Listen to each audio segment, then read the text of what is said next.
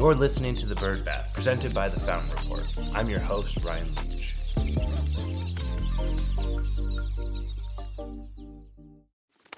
Welcome back to The Bird Bath. Each week, we scrape the surface of the news you need to know, so let's get into it. Our top story this week is a very impactful statement from the American Association of Veterinary Medical Colleges. The AAVMC has released their statement on the U.S. veterinary workforce. In the statement, they opened by saying significant shortages of veterinarians exist across all sectors of professional activity and at all levels of specialization. Although precise numbers are difficult to quantify and specific predictions about future needs are subject to interpretation, the available evidence indicates that these shortages are a result of systematic, long-term trends in pet ownership and demand for veterinary services, along with limited capacity for training veterinary professionals, and are expected to continue unless the veterinary medical profession takes action. Now, this is a pretty big statement from the AAVMC because they are one of the groups that a lot of people are looking to and relying on as the potential solution to the veterinary shortage that quite a few different people in the space believe is happening or is coming soon. Now, the AAVMC went on to outline the increases in demand and supply restrictions. In their outline, they said that since 2007, the number of U.S. veterinarians has been increasing at a rate of only 2.7% each year, and a substantial shortage exists today. In 2019, there were 2,000 to 3,000 more open jobs than veterinarians available to hire. And since at least 2014, 20 to 30% of U.S. veterinarians every year have expressed a desire to work fewer hours, even if that meant lower compensation. Now, they go on to outline a few more details, but one of the big things that they put here, and they show in the large report that we'll also make sure we link, but they show it require 4,000 to 6,000 additional full-time veterinarians to fully meet the desire for the people that want to work less. There's always a common conversation in many circles when people discuss this about if there's a need to be able to increase the skill sets or the available workload of non-veterinary staff, or if credentialed veterinary nurses, technicians, or mid-level practitioners are able to be introduced into the market. But the AAVMC says, however, analysis of the U.S. market indicates that over 50,000 additional nurses and technicians are needed to maximize productivity in companion animal practices today. This is something I want to thank them for saying, because often we talk about the shortage of veterinarians, but I think that anytime that you hear that, your brain needs to say the shortage of veterinarians and veterinary technicians. Because for every veterinarian that you're looking to add, you're looking to need 3 to 5 and upwards sometimes to 7 technicians or other people in the clinic supporting that workload. So a shortage of 4, 5, 6, 10,000 veterinarians is going to need 30, 40, 50, 60,000 additional people to be able to work on that support side of things. The data that the AAVMC cited says that it takes 30 years of the graduates at current training capacity to meet projected needs in 2030. So they're saying it's not an immediate solution, and it's something that we can't just expect to be churning out this highly skilled workforce.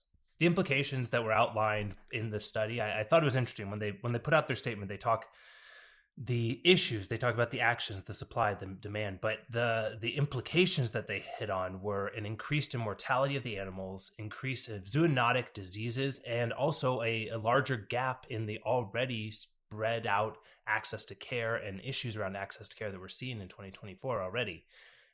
The actions that they discussed, which again, thank you to the AAVMC for coming up with actions and things that we can do, but they're saying we can look at increasing student enrollment.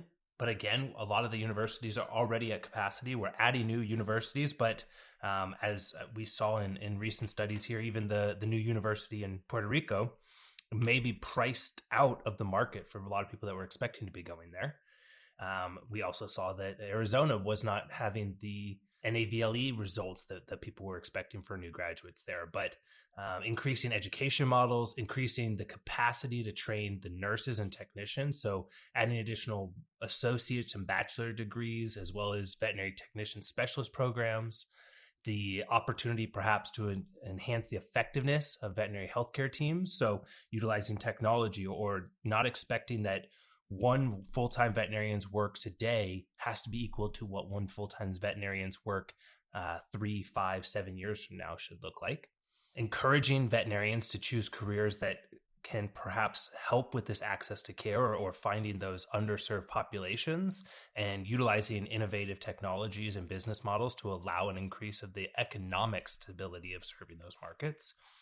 More training capacity, more alternative training opportunities.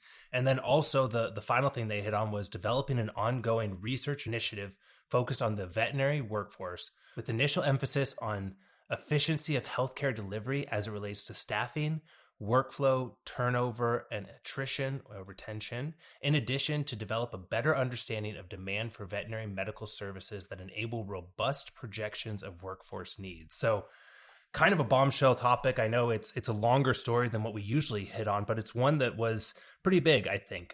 It's kind of like the group that you were hoping was going to be the ones perhaps in the corner of many people that were looking for a potential solution to the workforce shortage, just raised their hand and said, hey, it's here. It's something we're concerned about, and it's something that we're expecting other people to be able to join in and participate in trying to solve. So very interesting there. Again, we'll make sure we link the full statement as well as the report in the show notes. Another big research piece that came out was David Sprinkle's Pet Market Trend Watch. It looks over all of the mega trends in the pet industry, and it contrasts the differences of large swaths of data, but from 2013 through 2018 against 2019 to 2023. So not just these snapshots that have major COVID implications, but also larger scale, more thought out time periods. So what the Pet Market Trend Watch showed was that while national population growth and pet population growth patterns were in line a decade ago, they flipped in the last year. The US households are up, but the pet owning households are down. So it's interesting. We're talking all the time, and maybe we're a little focused on it ourselves, but people are always talking about the human-animal bond. But we are seeing fewer households owning pets. Now, the members of Gen Z are entering into the pet market consumer base. And at the same time, we saw a drop of the pet owning households. So the older generations perhaps are now at the point where they're aging out of having their pets. And Gen Z are in tighter financial strains and maybe are making different financial decisions around pet ownership. From the data that David looked at from 2013 to 2018, and then the contrast and comparison from the 2019 to 23, one of the sort of the final findings there that David had was that in the current economy, veterinary service providers need to focus on not only affordability, but payability. So again, we sound like a broken record sometimes, but talking about the access to care, the ability for people to be able to afford the care, or the ability to find ways for them to pay for the care, whether it's within their budget or finding new ways to find budget to take care of their animals. So big reports from David.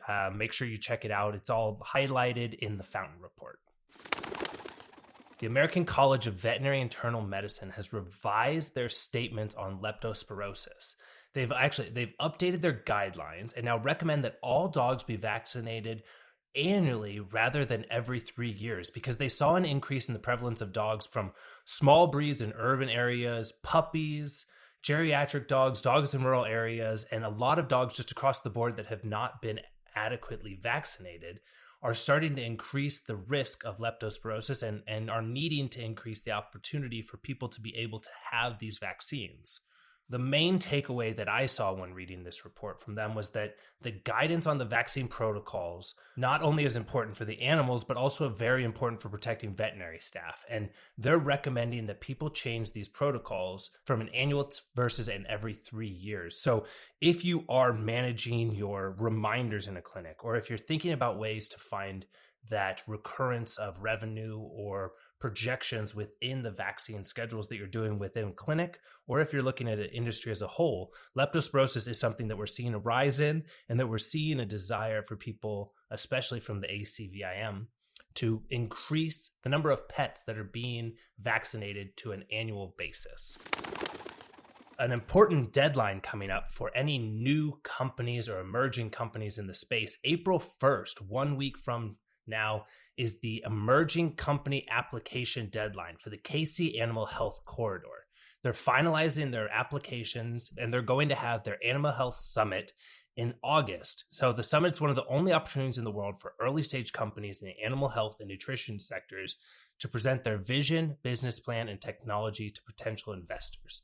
If you're a company seeking between $500,000 to up to $20 million funding with strategic partners or looking for ways to advance your company's technology, it's definitely something that you should check out. We'll make sure there's a link in the bio. Applications, again, are due by April 1st. It's a really cool group. We talked about it a couple weeks ago, but the KC Animal Health Corridor brings a massive amount of people, not just from the veterinary side of things or the companion animal side of things, but the pet care versus vet care, as well as agriculture, all the way across all animal care. So make sure you check it out. Finally, if you want to be on the absolute cutting edge of what is happening in artificial intelligence, make your way to Cornell University's College of Veterinary Medicine, April 19th to the 21st. They're hosting their first symposium on artificial intelligence in veterinary medicine. We're just a month out from this. And what they're saying is that this groundbreaking event will bring together AI researchers, industry pioneers, and thought leaders dedicated to bridging the gap between academic theory and practical application in veterinary AI. The symposium is going to have workshops, keynotes, presentations, panel discussions, and a lot of incredible people.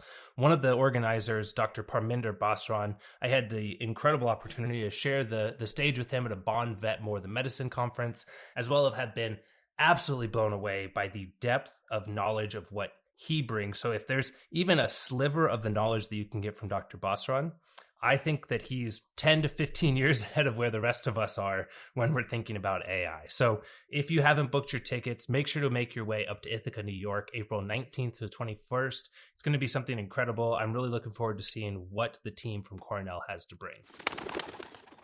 Finally, for more on these and other stories, join us by subscribing to the Fountain Report. There's a link in the bio. And don't miss out on any episodes by subscribing and rating the show.